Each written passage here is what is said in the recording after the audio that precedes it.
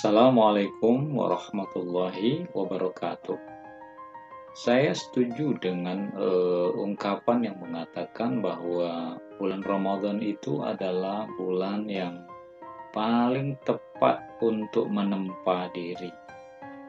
Sehingga belajar di Ramadan itu atau menggembleng diri kita di bulan Ramadan itu akan menjadikan ia semacam tempat belajar yang paling pas dan tepat untuk kita. Kenapa? Karena Ramadan itu banyak memberikan pelajaran sesungguhnya kepada kita. Ya, pelajaran di mana dalam kehidupan itu terjadi pada diri kita, di mana apa yang ada di sekitar kita, realitas yang ada di sekeliling kita, itu adalah wadah bagi kita untuk belajar. Sehingga di Ramadan, bila kita lalui dengan baik, maka kita lulus melewati proses pembelajaran itu, dan dalam bahasa Al-Quran disebut dengan tattaqun, la'allakum tattaqun, jadi orang yang bertakwa. Itu secara teologis, tetapi secara kehidupan kita di dunia secara sosial, sesungguhnya Ramadan itu memberikan dampak yang positif pada diri kita. Misalnya di Ramadan itu kan kita diminta menahan, ya, imsak gitu ya, artinya itu kan menahan. Menahan apa? Menahan diri dari makan dan tidak minum selama kita melaksanakan puasa atau berada dalam durasi berpuasa sejak sahur, ya, sejak terbit matahari kita setelah sahur sampai nanti menjelang maghrib kita azan maghrib, lalu kita mendengar kumandang azan maghrib, lalu kita berbuka. Nah, menahan di sini artinya adalah bagaimana kita sesungguhnya diberi oleh Allah nafsu, ya, nafsu untuk makan, nafsu syahwat, ketertarikan kita pada lawan jenis kita, ya, baik itu pada suami dan istri dan suami, walaupun sah melakukannya, tapi kalau sedang puasa maka tidak boleh kita mengendalikan nafsu itu, ya.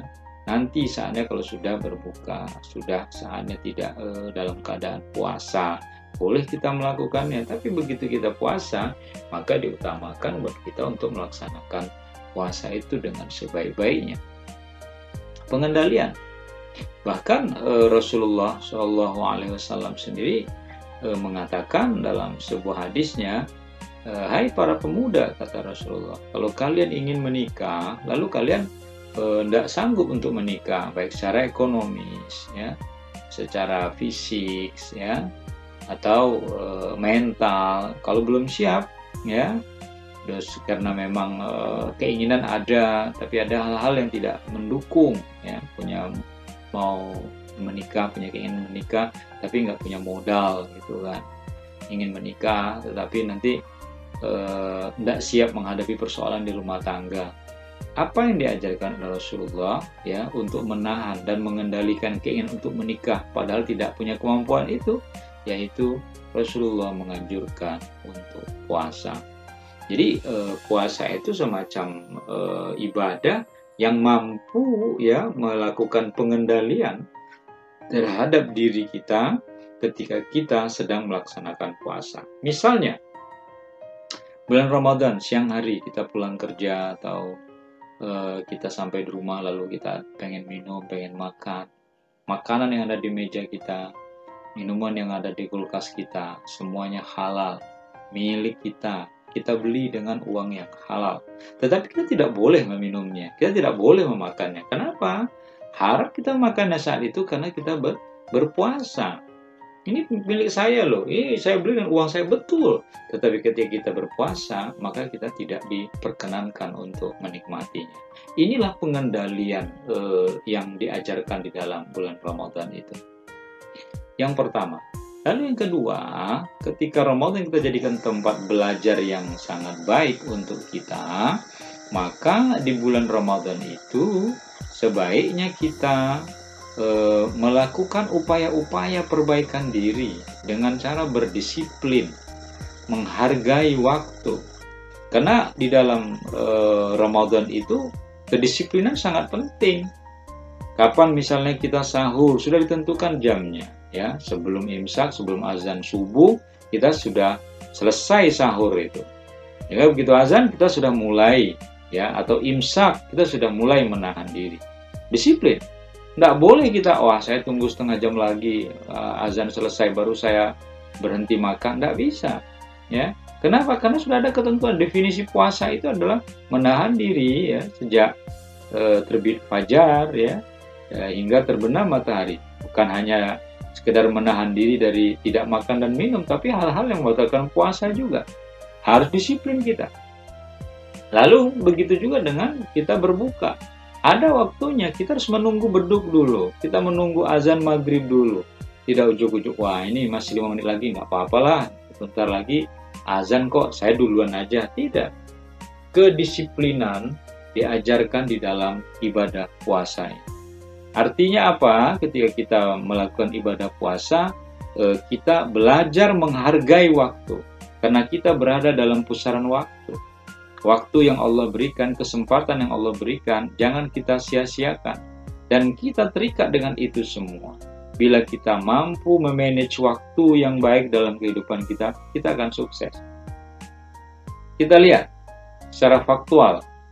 Teman kita di SD, SMP, SMA, MI, MTS, MAN, sampai perguruan tinggi. Banyak satu kelas. Masih ada orangnya masih lengkap mungkin teman-teman kita. Tapi apakah sama kesuksesan di antara teman kita satu kelas itu? Tidak. Ya, waktunya sama. 1 kali 24 jam sehari semalam. Tapi kesuksesan itu akan berbeda ketika kita memanage waktu dan menggunakan waktu itu dengan sebaik-baik. Orang punya waktu 24 jam, tapi sebagian besar hanya digunakan untuk main. Sebagian besar hanya digunakan untuk tidur. Sebagian besar hanya digunakan untuk santai-santai. Yang terjadi kemudian, waktu-waktu terbaik itu terbuang percuma.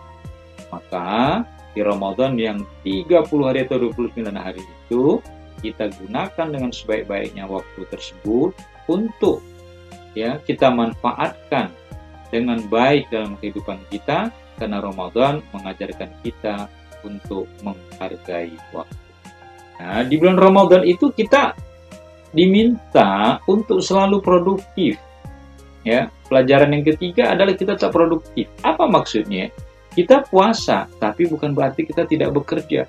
Saya tidur aja lah, karena tidur dalam bulan Ramadan itu tetap mendapatkan pahala. Betul bahwa orang yang ngantuk di bulan Ramadan, orang yang tidur karena capeknya dia kegiatan Ramadannya, malam dia ngaji, baca Quran, tadarus, siang dia puasa sambil bekerja, ngantuk, tertidur, itu yang pahala. Bukan yang habis sholat zuhur, saya tidur lagi sambil menunggu waktu asar datang. Kan tidurnya pahala. Habis itu dia bangun asar, tidur lagi sampai menunggu waktu maghrib. Bukan malas-malasan seperti itu. Anda istirahat, habis kerja setengah jam, 15 menit. Lalu istirahat Anda itu tidur kita itu adalah tidur yang mendatangkan pahala. Bukan hanya diniatkan tidur selama bulan puasa. Padahal bulan puasa kita tetap harus produktif. Yang bekerja tetap bekerja, yang berusaha tetap berusaha, yang punya aktivitas tetap beraktivitas, yang punya kegiatan dan dilaksanakan terus-menerus. Yang ketiga. Nah, lalu pelajaran yang keempat, di bulan Ramadan ini kita diajarkan bagaimana rasanya tidak makan dan minum itu. Kita hanya tidak makan dan minum sehari saja. Sahur kita makan enak, berbuka kita makan enak, minumnya yang enak, istirahatnya cukup. Kita bisa bayangkan bagaimana saudara kita yang miskin. Itulah kira-kira yang kita ambil pelajarannya, agar kita berempati kepada mereka, bahwa mereka belum tentu bisa makan sehari, 2 hari, mengais-ngais sampah, karena kemiskinan mereka. Ingin bekerja, tidak ada lapangan kerja buat mereka, karena rendahnya pendidikan mereka. diberi pekerjaan tidak mampu melakukan dengan baik karena mereka tidak punya kemampuan secara intelektual. Akhirnya mereka menjadi orang miskin yang dimiskinkan oleh keadaan.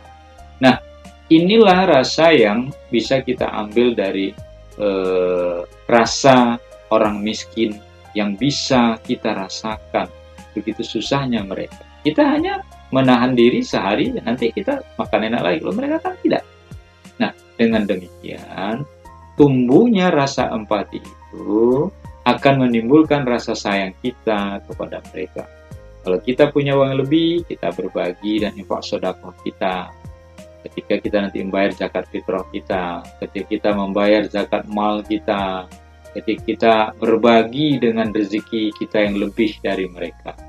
Inilah 4 pelajaran yang bisa kita petik dengan Ramadan sebagai tempat untuk kita menempa diri. Sehingga begitu kita keluar Ramadan, kita menjadi orang yang belajar banyak, mendapatkan ilmu yang banyak, lulus dengan predikat yang baik. Semoga manfaat. Assalamualaikum warahmatullahi wabarakatuh.